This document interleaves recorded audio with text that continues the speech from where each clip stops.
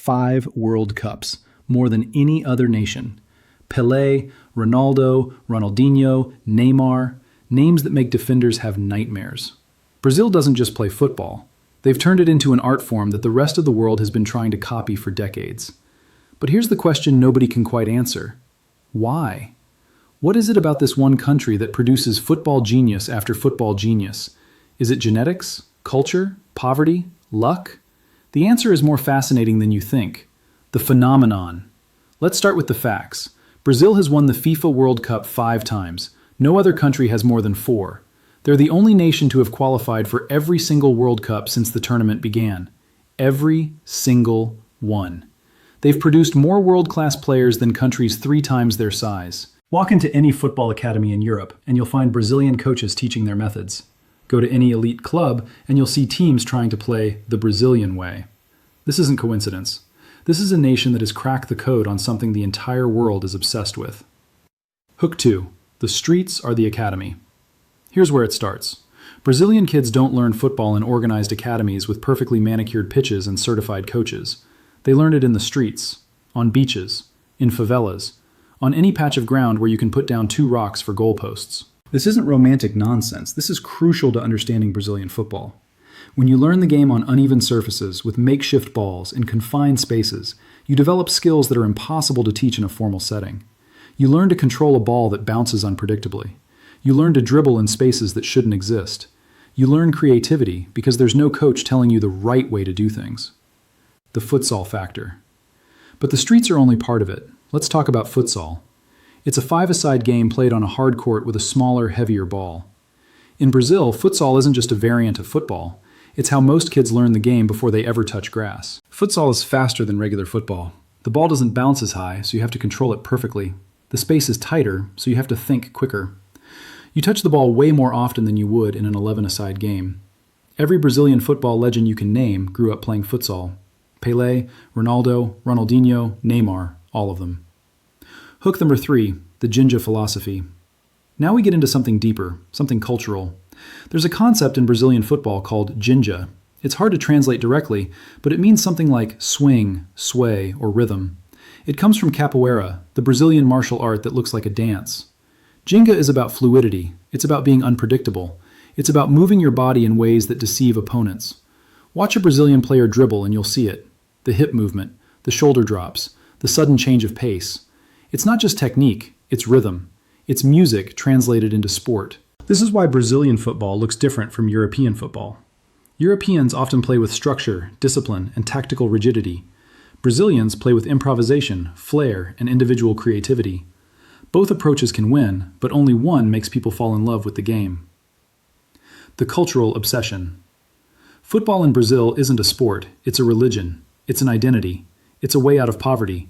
It's national pride. It's everything. When Brazil plays in the World Cup, the entire country stops. Literally. Businesses close, streets empty, everyone is watching. This level of obsession creates a pressure cooker for talent. Kids grow up knowing that football is the one guaranteed path from the favela to wealth and fame. That desperation, that hunger, that absolute commitment to being the best, you can't manufacture that in a comfortable middle-class academy system. Hook 4, the numbers game. Let's talk about population. Brazil has over 200 million people. That's a huge talent pool. But India has over 1 billion people, and they're terrible at football. China has 1.4 billion, and they're not much better. So population alone doesn't explain it. What matters is the percentage of that population that's obsessed with the sport. In Brazil, it's nearly everyone. Every kid plays. Every neighborhood has games. The sheer volume of people playing football at a young age means more natural talent gets discovered. It's a numbers game, but only if everyone's playing. The poverty paradox. Here's something uncomfortable, but true.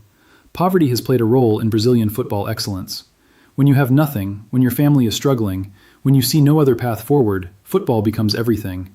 You practice for hours every day because it's your only hope. Pelé grew up so poor, he made his first football out of a sock stuffed with newspaper. Ronaldo's family could barely afford food. Romario grew up in a favela. The hunger to succeed when failure means staying in poverty creates a level of determination that's hard to match. Now, before anyone gets the wrong idea, poverty doesn't create football talent. But in a country where football is the national obsession and one of the few legitimate paths to wealth, Poverty creates motivation, and motivation plus opportunity plus talent equals excellence. Hook 5. The playing style. Brazilian football has a style that's instantly recognizable. It's called Jogo Bonito, the beautiful game. It prioritizes skill over physicality, creativity over structure, individual brilliance over tactical discipline. This isn't an accident. This is a deliberate cultural choice about how the game should be played. European football often focuses on efficiency. Win by any means necessary. If that means defensive, physical, grinding football, so be it. Brazilian football rejects that philosophy. They want to win, absolutely, but they want to win beautifully. They want to entertain. They want to express themselves. This creates a different kind of player. A Brazilian footballer is trained from childhood to try things, to take risks, to attempt the spectacular. When a European coach sees a player trying an unnecessary trick, they often see wastefulness. When a Brazilian coach sees it, they see joy. They see football as it should be played. The role of beach football. Here's something people overlook. Beach football. Brazil has thousands of miles of coastline, and on those beaches, millions of kids play football in the sand every single day. You know what playing football on sand does? It makes you stronger. It improves your balance. It teaches you to strike the ball differently. Sand is an unstable surface. You can't rely on normal techniques. You have to adjust constantly. You develop muscles you wouldn't develop on grass. You learn to control your body in ways that transfer directly to regular football. It's natural resistance training disguised as play. Hook 6. The Academy Evolution. Brazilian football has evolved. While street football and futsal remain crucial, professional academies have become world-class. Clubs like São Paulo, Santos, Flamengo, and Palmeiras have youth systems that rival anything in Europe.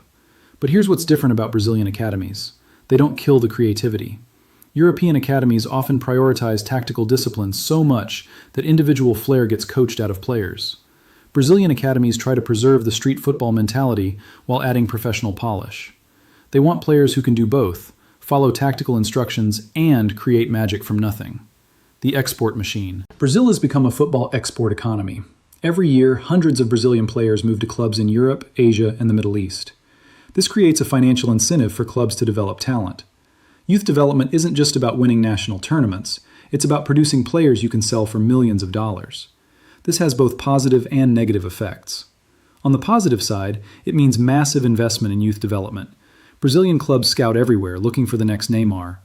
On the negative side, it means the best Brazilian talent often leaves before they're 20, weakening the domestic league. Hook 7. The samba influence. Let's talk about something that sounds abstract but matters. Samba.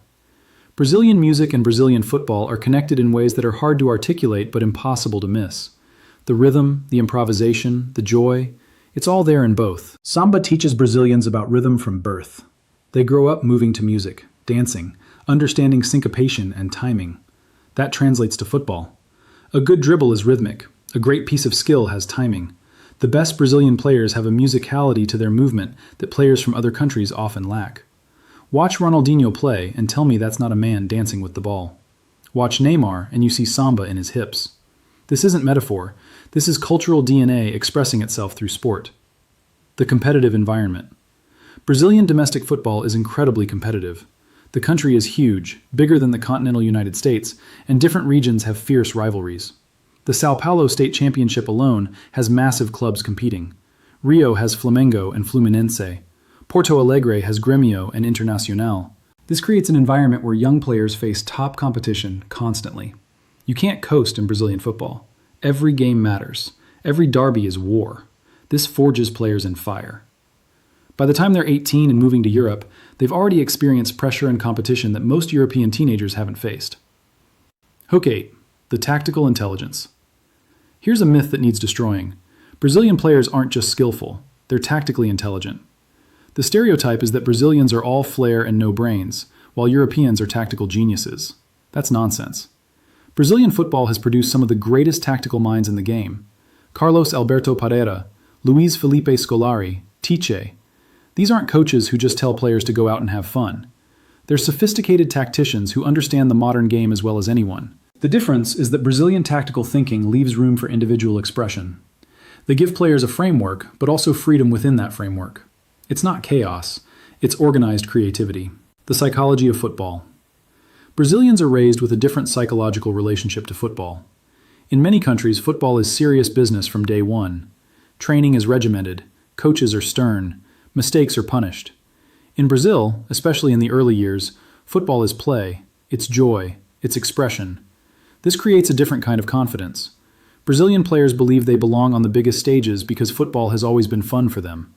They're not intimidated by pressure moments because they learned the game in environments where the stakes were low and the emphasis was on enjoyment. Watch a young Brazilian player arrive in Europe, and often you'll see someone who seems almost carefree in situations that would terrify others.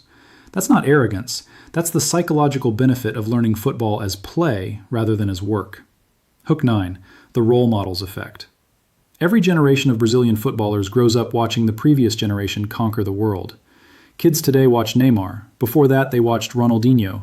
Before that, Ronaldo and Rivaldo. Before that, Romario. Before that, Zico. Before that, Pele. This creates a chain of inspiration. You don't just dream of being a footballer, you dream of being a Brazilian footballer, which means something specific. It means skill, flair, success at the highest level. Every kid in Brazil has a clear picture of what success looks like because they've seen it over and over. Compare that to countries without that football heritage. Who do kids there model themselves after? Often, they're looking at players from other countries. In Brazil, the role models are everywhere, and they're Brazilian. The genetic diversity. Brazil is one of the most genetically diverse countries on Earth. It's a mix of indigenous peoples, Portuguese colonizers, African slaves, and immigrants from all over the world. This genetic diversity might play a role in producing athletes with different physical attributes. You have Brazilian players who are quick and agile, others who are strong and powerful, some who are tall and good in the air, others who are short with a low center of gravity, perfect for dribbling. This diversity means Brazilian football can produce different types of players, all excellent in their own ways. Hook 10. The final truth. So why are Brazilians so good at football? It's not one thing, it's everything. It's the streets and the futsal and the beaches, it's the culture and the poverty and the obsession, it's the ginja and the samba and the joy, it's the role models and the academies and the competitive environment, it's the psychological approach and the tactical intelligence and the genetic diversity. Brazil has created a perfect storm for football excellence. Every element reinforces every other element. The culture creates the playing style. The playing style creates the role models. The role models inspire the next generation. The next generation refines the culture. It's a self-perpetuating cycle of football brilliance. Other countries can copy pieces of the Brazilian model. They can play futsal. They can encourage street football. They can preach Jogo Bonito. But they can't copy the whole thing, because the whole thing is Brazil. It's the history, the culture, the social dynamics, the music, the way of life.